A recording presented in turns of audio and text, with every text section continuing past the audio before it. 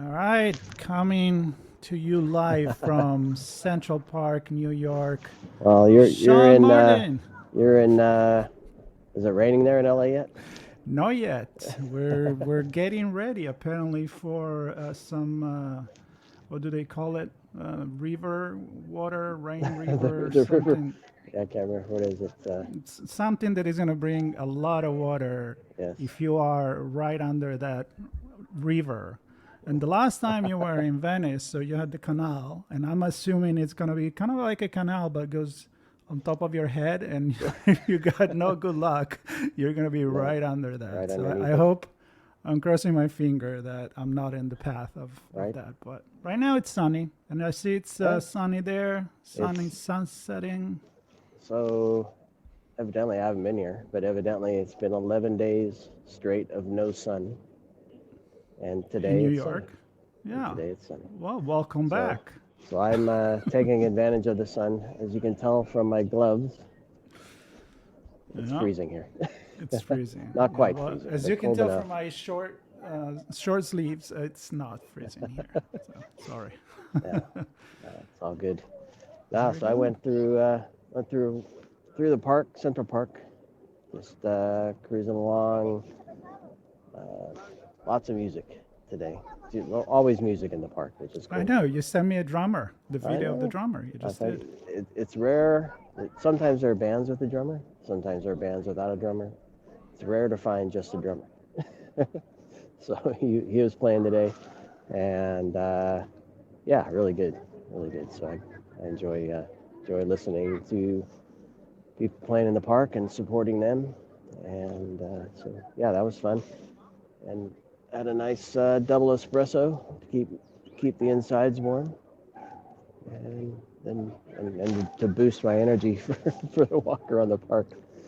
I like Now to get in usually 15 to 20,000 steps in a day when I'm out like this. So we'll see well, how well I do. it looks nice. You have It's nice. you have a Yeah, backdrop that down it's is the there. You go there. ice skating rink down there. I don't know if you can see the people or not, but yeah, pretty pretty nice out today. Ah, Let's do a quick scan around. But yeah, I mean a good week. Good week. Lots of recordings. I have a big pile of pile doesn't sound right. Doesn't sound no, you a know, big like a pile of vinyls. Are you recording on yeah. vinyl disc? Is that what you're doing? Yeah, I have a stack. There we go. A nice A stack of stack. episodes. Nice. Yes, Yeah. ready to Go through drop the on stock ready to drop on the onto the on turntable. the player, like in the back here. Exactly. There you go. Exactly. Yeah, So just like that. tell me about that. I'm gonna interview you for a couple of minutes. So lately, what are the hottest conversation and what is coming up? Well, it's interesting, and I didn't plan it. Sometimes I'm inspired by topics I see on social media, typically LinkedIn.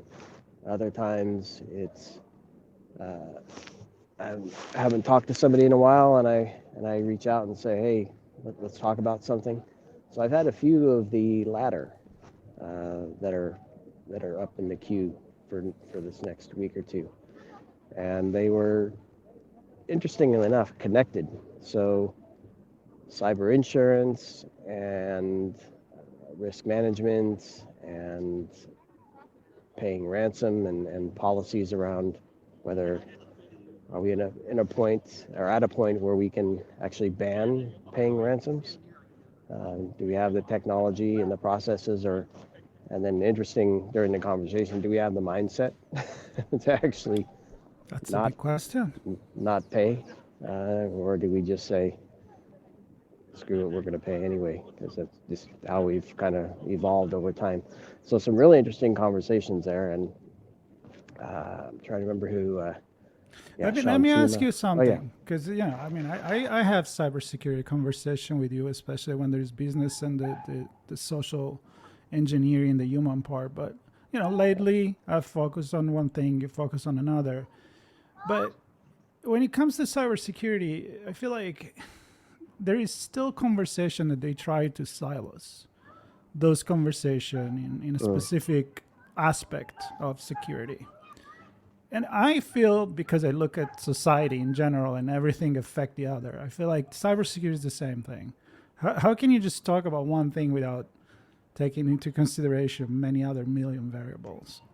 It's interesting. And that question was posed differently to me recently, in that if you're talking about cybersecurity, are you not talking about risk and compliance specifically, or GRC, governance risk and compliance?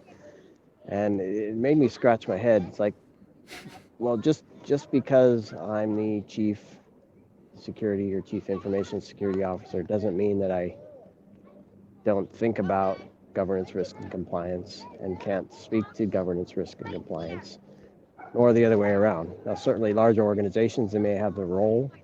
separated, but there has to be a lot of collaboration between those roles, and you can't separate it. And I think we even see full in privacy, and you see some overlap there. Different objectives, of course, with privacy from a business perspective, but when you're looking at it from a security and data protection and controls perspective, there's just a ton of overlap between cybersecurity and privacy, and then clearly risk management, governance, risk and compliance. Right. Um, yeah, so I think there's also a lot of movement in the area of not just looking at cybersecurity and GRC as programs, but I think, well, certainly with the SEC notification, there's a lot of drive to run programs in support of GRC. So not just using GRC or compliance, which has been kind of in the past leading up to recent years, using compliance to drive security programs. I think we're seeing security programs being developed so that they can demonstrate compliance, and it's not just compliance to PCI or HIPAA, but it's who do you, in the event of a material incident, who do you notify? How do you notify them? When do you notify them? Do you do that through a particular set of tools or systems, or I don't know. There's just so much interaction now between the groups. It struck me, that comment.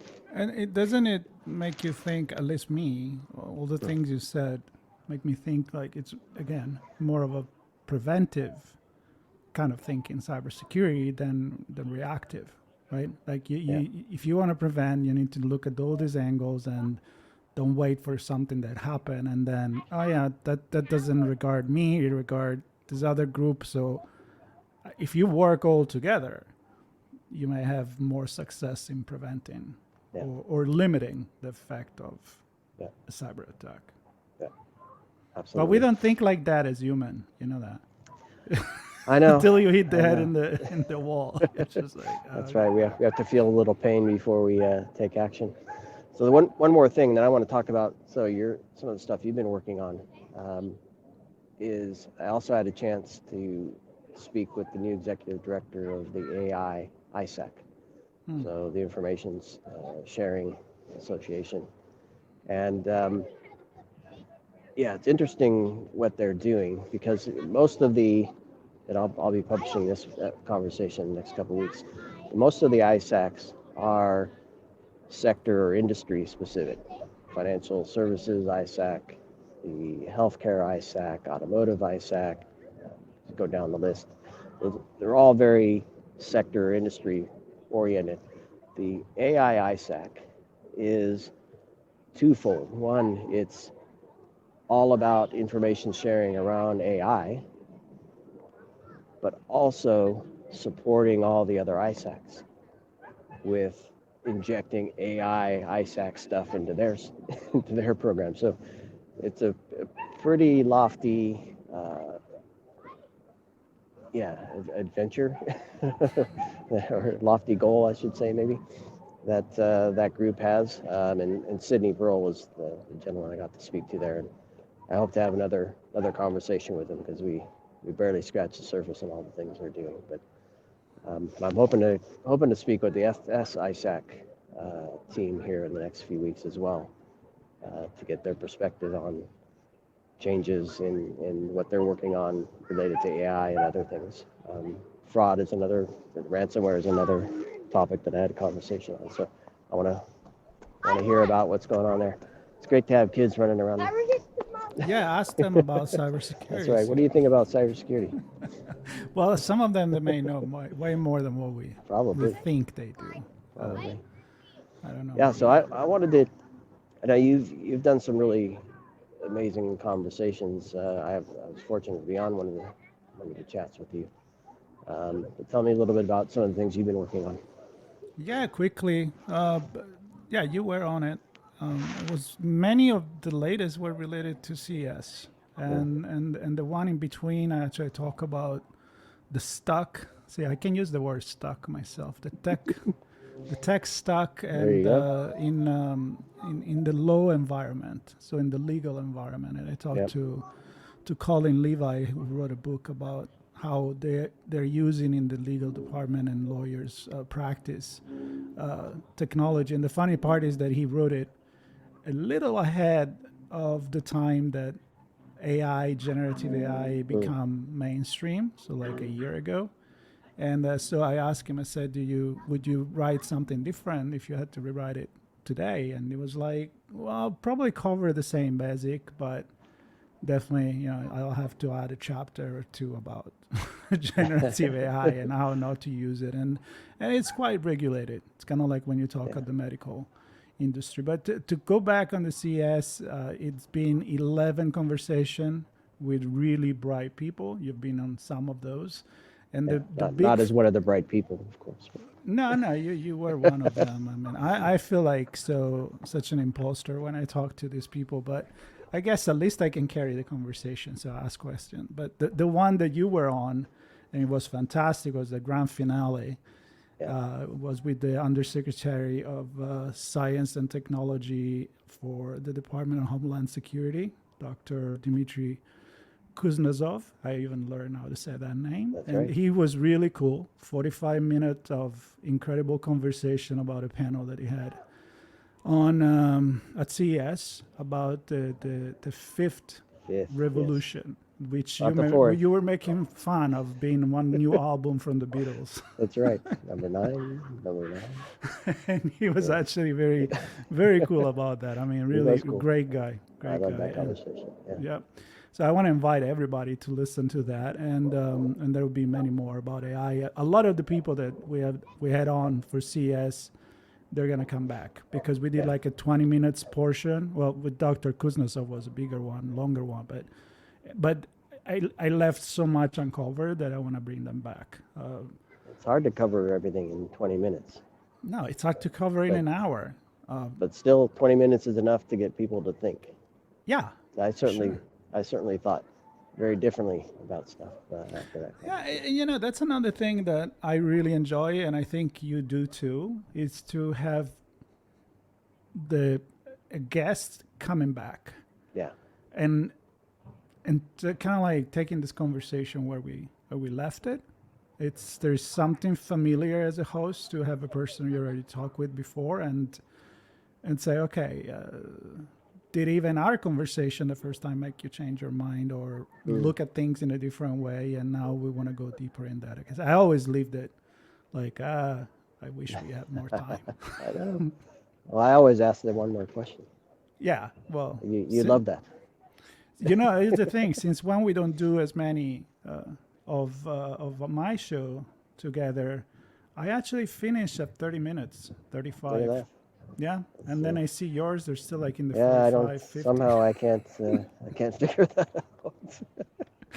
But it's I good. pretend you're on. I just ask all the questions you would normally ask.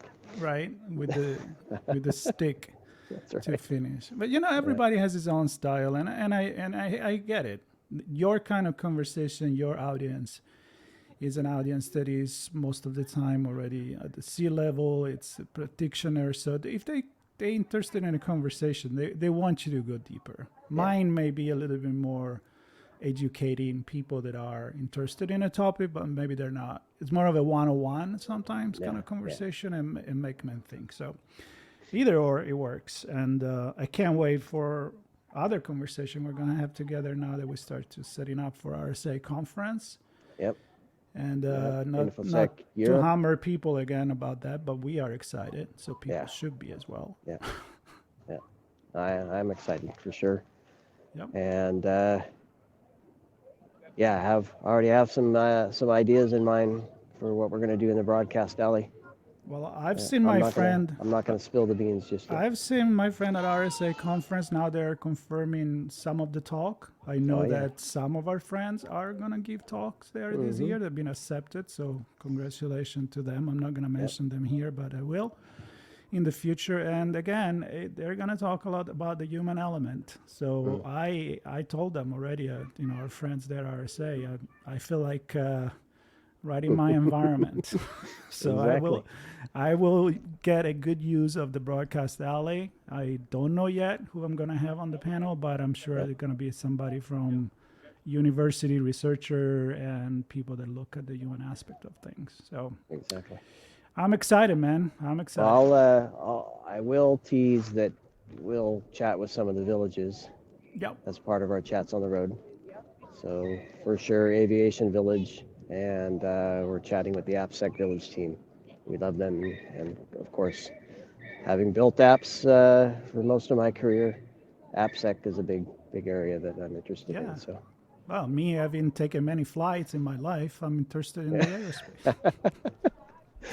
No, aerospace, I can't not. I mean, they're good friends. I mean, Steve Lusinski and Henry, they're just amazing. So it's a classic.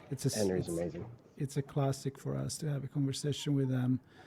So looking forward to that. Everybody stay tuned. You should keep enjoying the day until you can I'm hold gonna the keep cold. getting my steps in, and I might have freeze. to get another or maybe a hot chocolate this time. There you go. I was going to suggest that, a hot chocolate. All right. Well, and my eyes are watering from the cold. Well, thank you for braving the elements to connect with me and to our audience. I'm just sitting in the office here. So, but maybe that one of the next, I don't know if it's the next or the one after, I will be on the road. You're going to be mobile. So exactly. I have to find my lapel mic. Which means I'll have to be stationary. Well, no, you can still walk around. We'll see what's going on. We'll see what's going on. Everybody, thank you for listening, thanks, everybody. catching up. And Sean, thank you for finding the time in your walk. I'm very jealous, and I will be there soon in New York. Yes, please. I know you'll be. It's a promise. Yeah, very good. I'm getting closer. I'm not going to disclose where I'm going to be, but I will definitely be much closer than LA. Perfect. Bye, everybody. Take care. Bye. We're out. Insights, solutions, and networking all come together at RSA Conference. Join a global cybersecurity community at rsaconference.com/ITSPmag24.